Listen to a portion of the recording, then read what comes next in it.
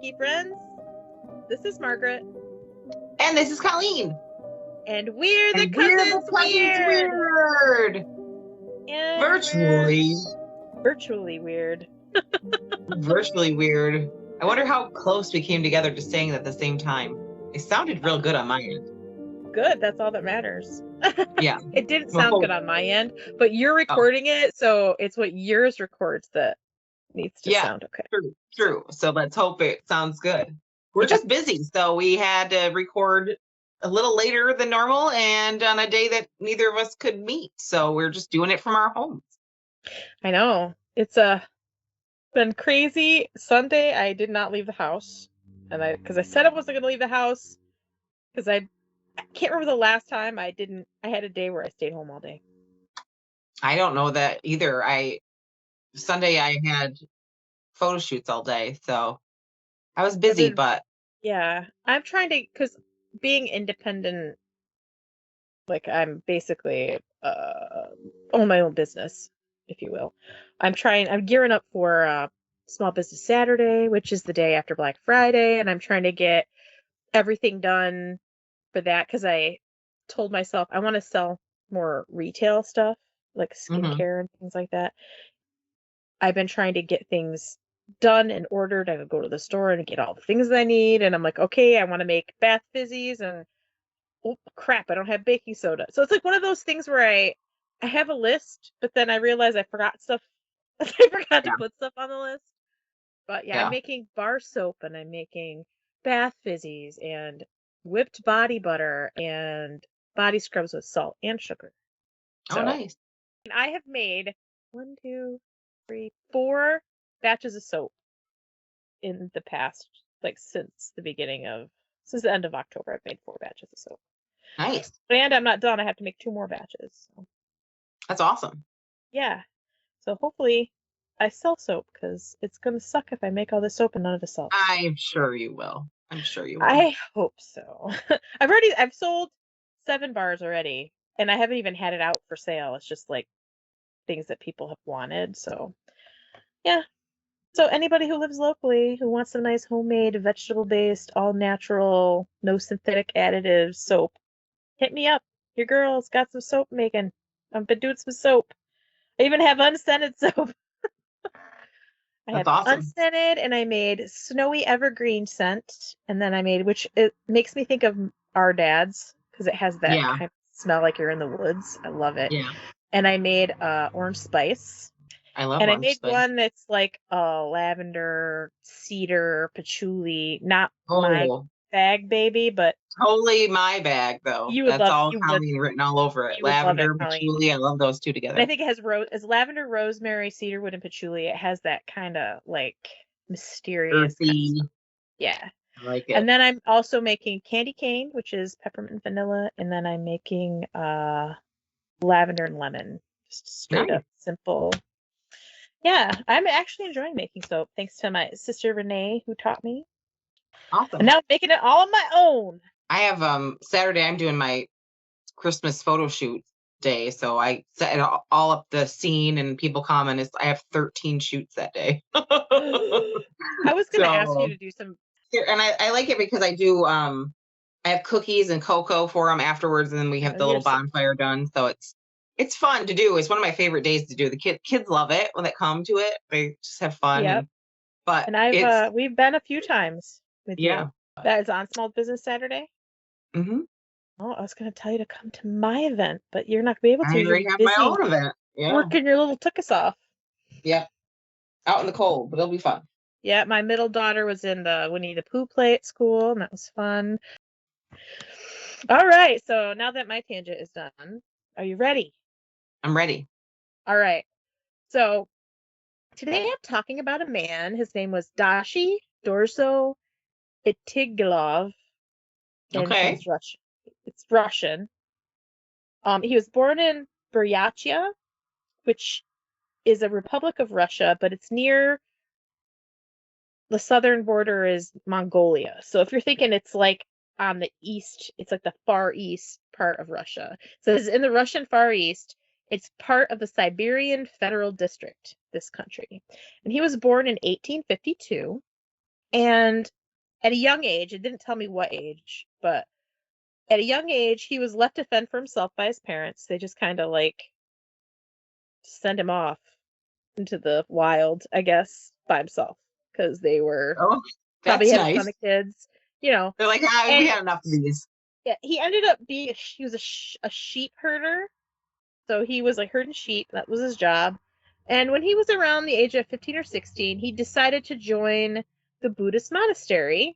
It's like also like it was also considered like a university, and it was in Aninsky Datsen, which is this building, this old monastery is in ruins now. But Oh, this is where he went and to study Buddhism. He studied and learned to read, and he could read Tibetan and Sanskrit.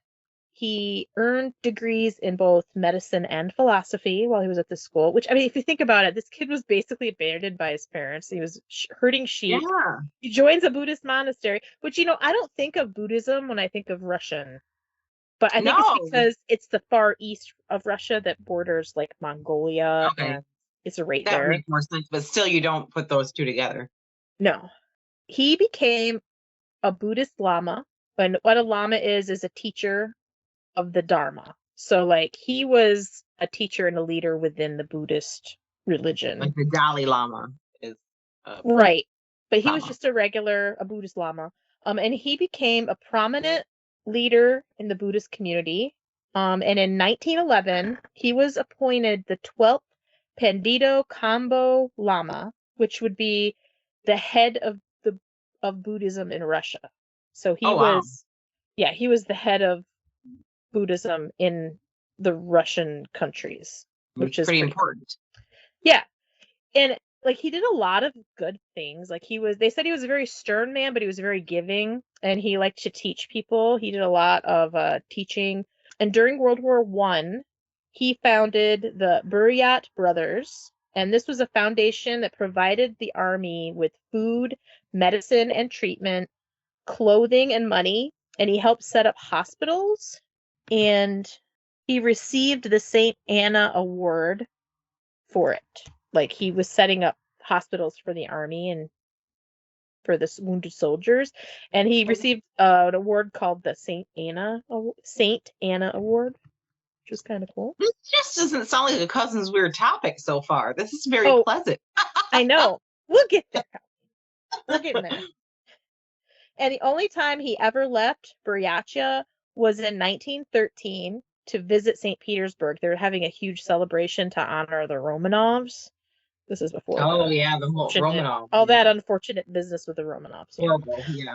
Yeah. And in 1926, he warned, like, because he's a teacher, and he warned his students of the red teachings in parentheses, and that they were coming, and told the students to flee to Tibet because he Uh-oh. didn't like what was going on in Russia with with Lenin and Stalin Yeah. and all that going on. He's like, these are not good. This is not good. We need to run. We Get need out. to flee. You should flee before this happens because I worry that things are going to be bad for you here. And he wasn't wrong because the No. Russians were notoriously not kind to the Buddhists.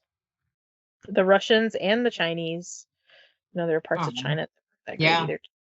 Like Tibet was I like was gonna free say Tibet. they're free to bet. Free Tibet. I mean, there's a reason for that. Okay, so in 1927, this is the year after he warned them of the red teachings. At this point, he's 75 years old. He relinquished his role as the Khambo Lama to prepare for his death. So he's 75 and he's like, I'm going to step down as the head here because I'm going to die. This is like he just said, I'm going to Okay. die. So I'm gonna be dead, so someone else should do this.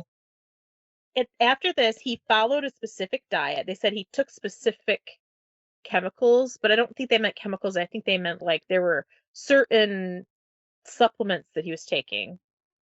Okay. And I mean, this is 1927, so you can kind of like he's probably taking certain teas, but he had a specific diet of specific foods he was eating, specific teas and things that he was drinking. They did not mention what any of this stuff was. I looked around and I could not find what he was eating, but they just said Some he had kind a of specific magical diet. stuff.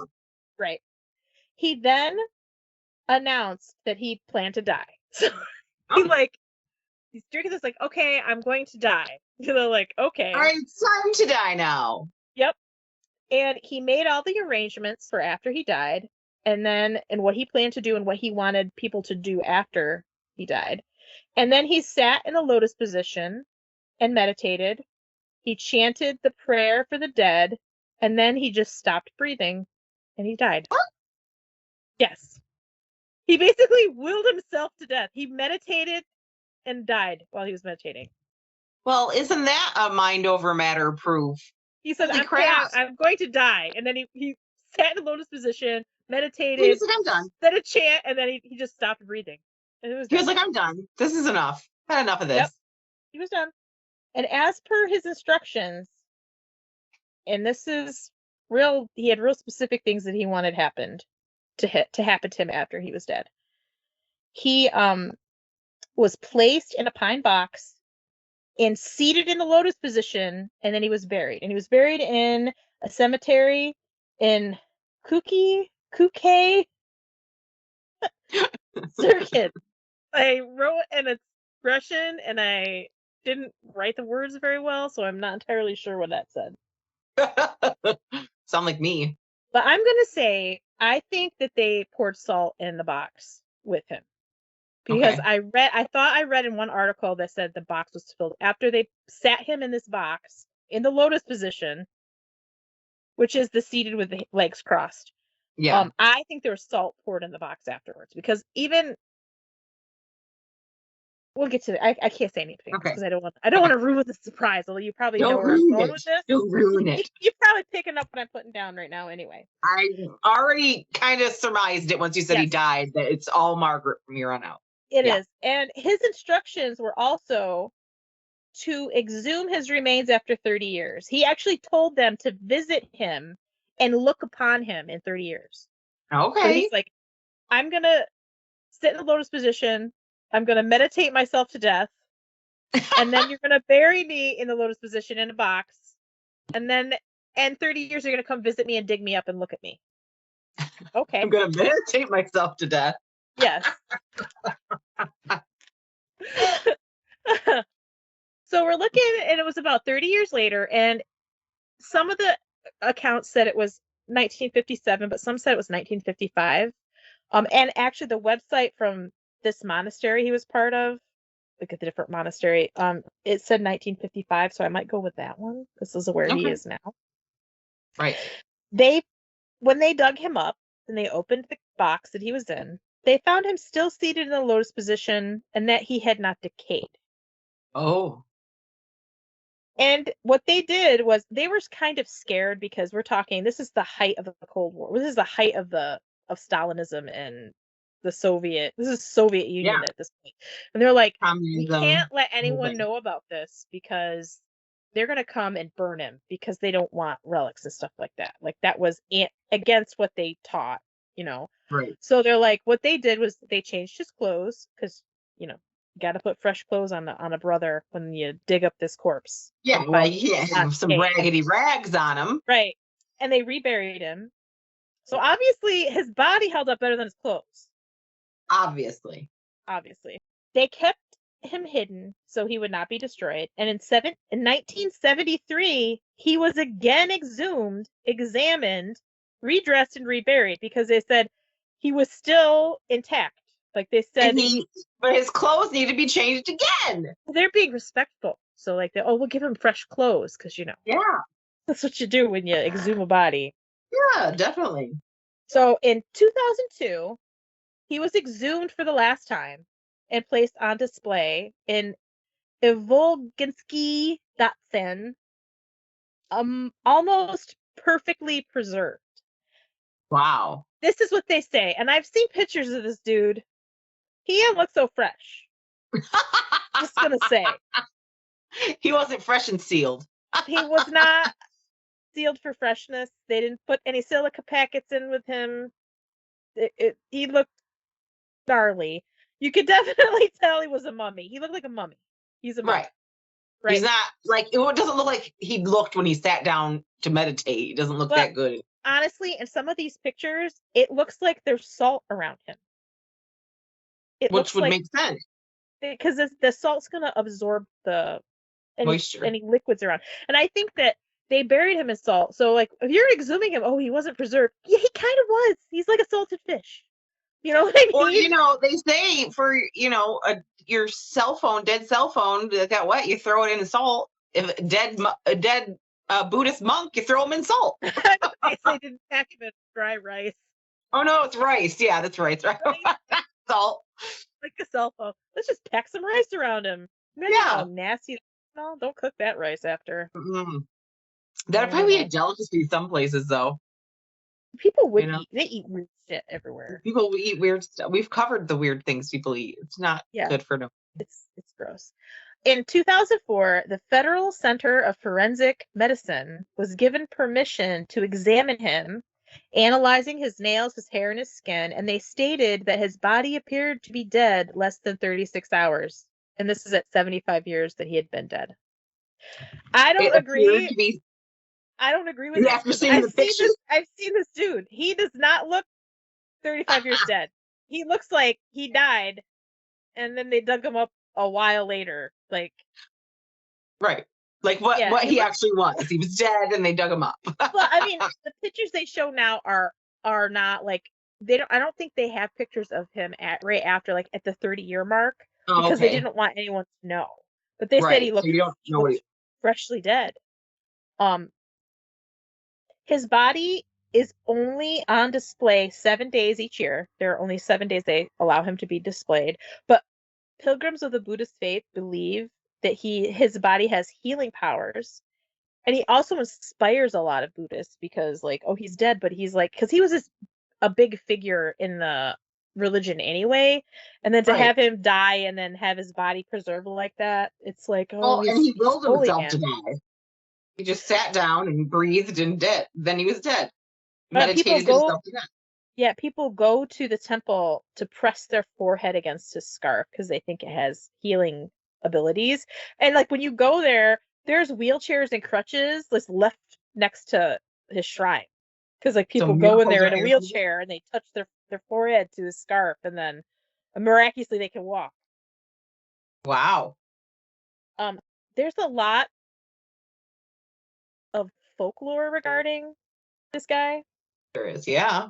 Well, I know analysis of his tissues found high levels of strontium and barium, and it also showed that he took bromine prior to death to suppress his brain activity. And they said that that's how he could meditate, like so focused, because it was like basically this bromine shut off part of his brain so that he could meditate. Just interesting. Right, because it's hard to meditate. Like really get into it. There's this one professor, this one article I read, and I didn't write a lot of the stuff down because it was ridiculous. Like most of the stuff written, it was like, yeah, okay, sure. This one woman who's a professor in Russia said that he never actually truly died. He just reached a state of emptiness through meditation, that he is in a state of hibernation, his body was. So like even though he was dead to the point where he couldn't get up and walk around, that his body really like was actually dead for 75 years. It was just he reached a point of meditation where he received that ultra conscious higher consciousness where he just left his body. Like okay. Whatever. They also stated that at one point they pricked his skin with a needle and this red jelly came out. I'm like, that dude is dried up like a mummy. There's no liquid there. I don't believe that. He's jerky. He's basically jerky. The monks at the temple where they hold his remains treat him as if he's alive. They greet him and shake his hand. Oh, does it move? I don't know. It didn't say. It doesn't look like it would move because his body's exactly the same position as it has, like in every picture. With his part of his face is like all smushy. I can't wait to see. He's interesting. To look at his picture, like when he was alive, he has a Mongolian features, I think. Okay. Like he doesn't look Russian to me. Well, he's right around the border, so I'm sure it's it's like that weird crossing of like genetics. Yeah, that is a story of the. His name was Dashi-Dorzho Itigilov. Dashi-Dorzho Itigilov. Itigilov. It's a Itigilov. Oh, very that's very Russian last Russian. name. Very Yeah, Russian he's last very name. Russian name, but he doesn't really look Russian, I don't think. And probably Yeah. doesn't look like anything right now. Just a He lotus looks like a piece of dried up jerky. piece of jerky mummy. It's Which fascinating that he sat down and said, "I'm going to die now." Sat down, meditated, and I'm done. I know. It's like, That's, okay. hey, being able to control your body in a way that you could slow down your breathing enough to die. Hey, that's impressive. He's like, okay, I'm getting ready to die. I'm going to step down. I'm going to eat this weird diet, take these weird teas, and then I'm just going to meditate and die. I'm going to die now. Come sit with me. And doing it on your own terms. Like, that's the way to go. On your own terms. Good for him. It is. Yeah. And he had, it's interesting that he was 75 when he died, and when they were doing all these tests on him, it was when he'd been dead for 75 years. Yeah. Which is really interesting. 150. Yeah. He was 150. And that he specifically asked them to come look at his body. Like, he knew. But I mean, he was like, he read a lot and he studied a lot. So if he knew anything about Egyptian mummies, he had to have known that they buried him in a box full of salt, that it would preserve his body. He had to have known that. So it's like, was it because he knew? It's like, I bet you I'll give these guys some. It was like, because he was really like, joining the Buddhist faith changed his life, you know? So he had a lot of love for Buddhism. So it was probably his way of giving people something, you know, like, especially in this time, like in Russia, it was not a good place to be a Buddhist at this time. Right. So like, he was giving a lot of hope and faith to a lot of people, just inspiring, you know, with his dead body. And he did a lot of cool stuff when he was alive. So good for him. Definitely. That was a cool one. It was short, but it was interesting. At first, I'm like, where is she going with this? Because this is not a Cousin's Weird story. And then when you said he died, I'm like, oh, this is going to be a mummy? I know it. You knew it. I was like, I knew it once you said he's dead. I'm like, oh, he's going to be a mummy. It's going to be a mummy. It's got to be. You knew.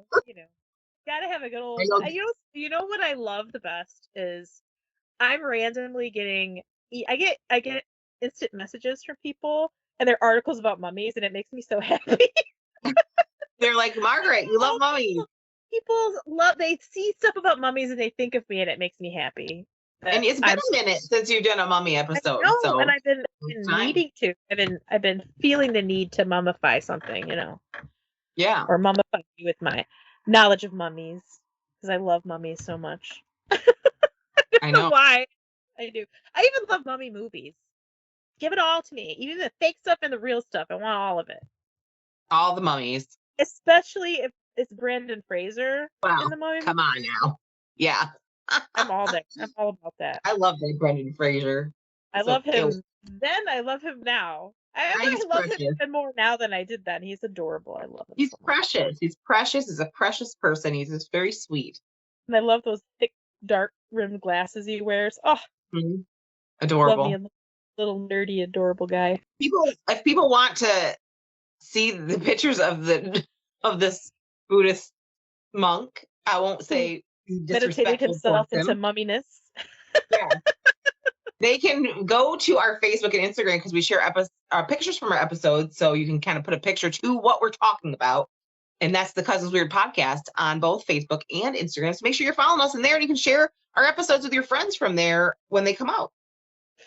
Yes, and if you'd like to send us an email, send it to thecousinsweird@gmail.com. We would love to see any if you have any mummy stories you want to share with me, you send them right on over. I love it every second. If you want to just reach out, share a spooky story. We're trying to collect people's names for people who would like to come on to a live with us, either in person or through Skype. We want to do like a listener tale episode, but we want to have our listeners tell the tales to us. And even if you just want to record yourself talking about something, if you don't really want to come on, but you want to share your story without, if it's easier for you to record it, you can send the recording to us too. And we can. But I mean, you want to come Who I mean, wouldn't come to want to us is come? better, but It some is. people might not feel comfortable with it. So It's true. But just in we're case. tons of fun, Callie and I. We are tons Yeah, of fun. or you could send us a direct message through Facebook or Instagram.